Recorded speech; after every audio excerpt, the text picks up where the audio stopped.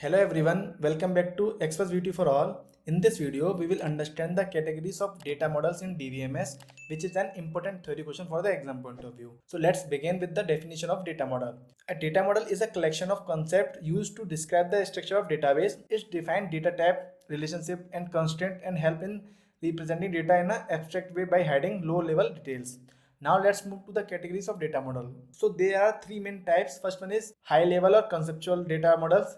These models describe the database in a way that is easy to understand and close to the real world situations. They are mainly use concepts like entities, attribute and relationship. Now what is the purpose of this data model?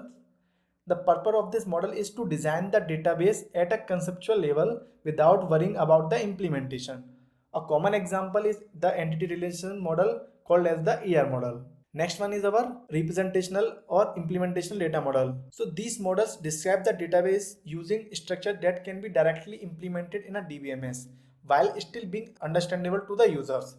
They use concepts like tables, records and fields. These are the different types of representational models.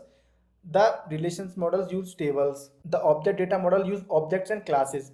The hierarchical model follows a tree structure and the network model follows a graph structure. And the XML model represents data in tree format with a text. So these are nothing but the example along with the models. Now the purpose of this model is to hide physical storage details but still stay close to the actual implementation. Now our next one is which is low level or physical data models. These models describe how data is actually stored inside the system. They include details like organizations, records, format, indexing, access paths. These models are mainly used by the database administrator and system programmers to manage performance and storage. So this is the conclusion. Data models are divided into conceptual, representational and physical models, each providing a different level of abstraction in database design.